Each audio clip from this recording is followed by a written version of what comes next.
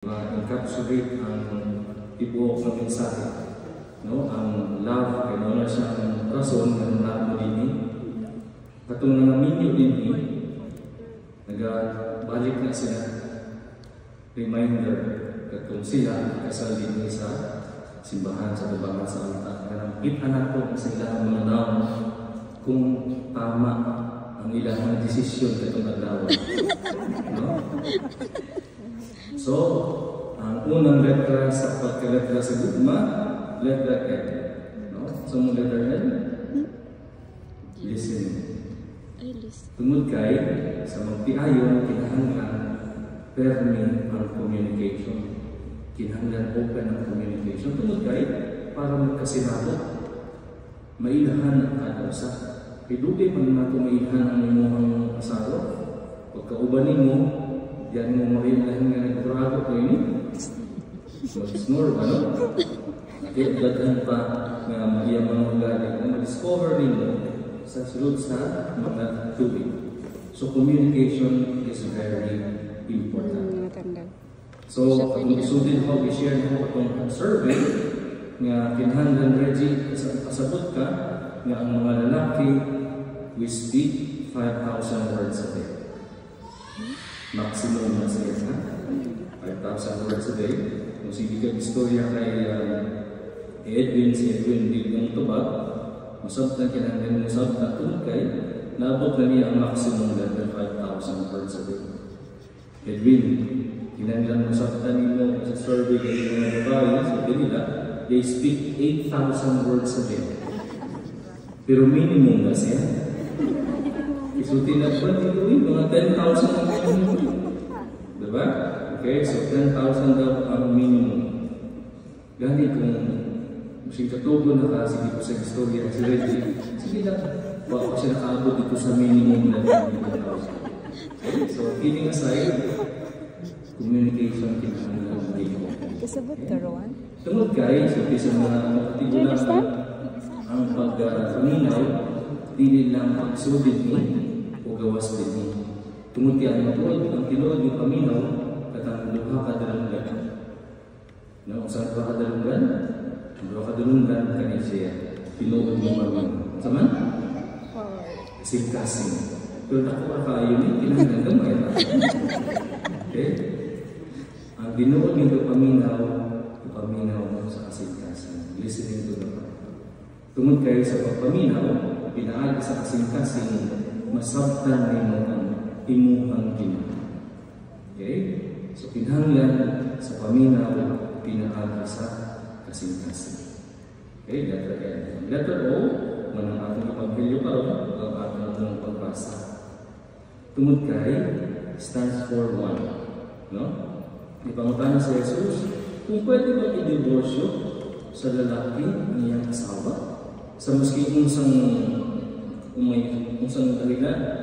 dahilan sa kisya, unsang rason. Tungod kay sa first century, lalaki lang ang pwede mag-file of divorce. Babae hindi pwede. First century. Maski unsang rason, kabalo ka mag-Reggie, kabalo ka mag-luto. Kabalo dito. Okay? Paglaga sa halimbawa, di ko sa ito malumuloto, naglaga na siya itlog. Kunya din pag-iluan, hard-boiled. Kung pabin ko manasado man, pwede na ka mag-file of divorce. Muna siya nasa demonyo ang pana. Tungkol kayo sa first century, ikaw lang ang lalaki lang ang pwedeng mag-file. Maski unsang pero sulti ni Jesus, ibalik sa dito sa original na plano sa Ginoo, katong first reading sa Genesis. Okay? Nga, gibungna sa Ginoo ang lalaki o babae. Isa ninyo ang lalaki o babae ha? Dili pwede ang lalaki o lalaki. Dili po babae o babae, lalaki o babae. O gani, ibilin sa lalaki ang iyang ginikanan kung mag-ubad siya sa iyang asawa. Mano siyang isulti ni Jesus. Okay? Dili na sila duha, kundi usan sila. Okay? Dili na sila duha, kundi usan.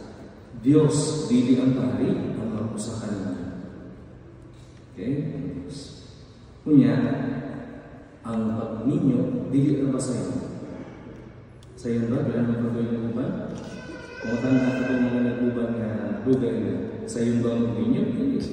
Daghan kayo mga challenges, daghan mga problema. Okay?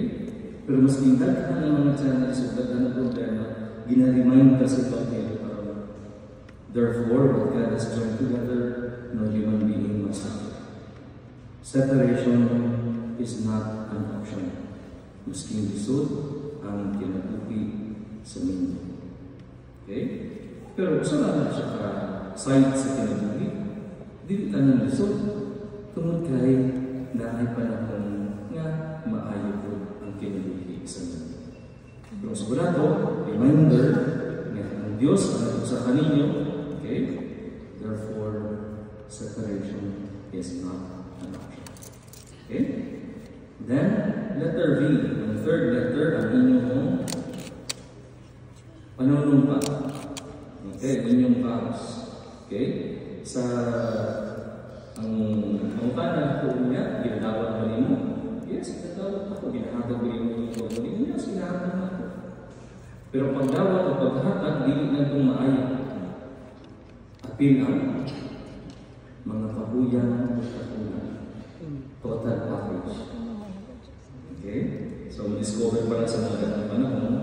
Pero ang pagdawat o ko o paghatag, total package. Kung dugmanin mo ang mga asawa o mga bana, apil na naman. Okay? So, ang inyong hambaw niya, sultiun ninyo, grant us the Lord to be one heart and one soul. From this day forward, for better or for worse. Tungod kay sa kinabuhi sa minyo na ay years of maayo kung dili ko maayo. Okay? For richer or for poorer, na ay years of plenty, na years of famine, in sickness and in health. Okay, na ay pandemic, o na ay pandemic. So until death, you must work. Until the end, because the age is so, dili lang siya ordinary na vow, it is a sacred vow because dili sa kuha ninyo panumpa kung dili sa Ginoo. Okay? Lastly, the letter E. 3 years ago na ay magtinayo ng features sa BBC, sa British Broadcasting Corporation, sa television. Tungod kay, nag-uban sila for 91 years. Kaya ninyo? 91 years. Tungod kay, during that time, mga bata sila, puro pareho silang orphans. 12 years old si Zechariah, 10 years old pa lang si Shammah. Nag-decide sila na mag-uban. Bata pa, no? Pero sa una, ang 12 years old, mature na. Karon 42 years old. Kamo nagkatawa. Di ba? So, since then, na sila 11 ka. 57 ang ginahan. Oo, ako sa tubod. And still counting. Yeah, tingnan. Ano siya mga feature tungod kay 91 years. So, 100 plus na sila kailangan na. Ipamutan ang lalaki. Unsa ang sekreto? Gusto niyo mo may mga sekreto? Sigurado? Ang sulti ni Zechariah, God gave her to me. But sulti siya gasa sa Ginoo kanako. Doing, i-consider ba niyo si Reggie na gasa sa Ginoo kanimo? Murag yun ay magpapaba. Reggie, i-consider mo si Edwin na gasa sa Ginoo kanimo? Okay, so letter E. Extra special gift of God. Sa panahon sa Pasko, dahil kita natawag ang mga regalo, di ba? Kaya mga regalo ng mga special na tao, mga sa itong pamilya, malagaan na ito na siya. Kung sa mga kaya, ang gasa pang regalo sa Ginoo. So, really, sa Tagalog, bawal saktan ang regalo ng Diyos. Okay?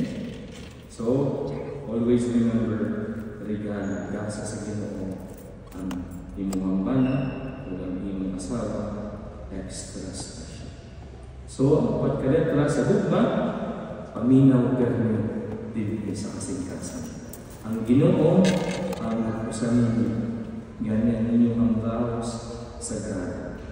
Ug kamong duha, extra special ang kasa sa Ginoo sa magkagusa. Amen. Introduction pa lang.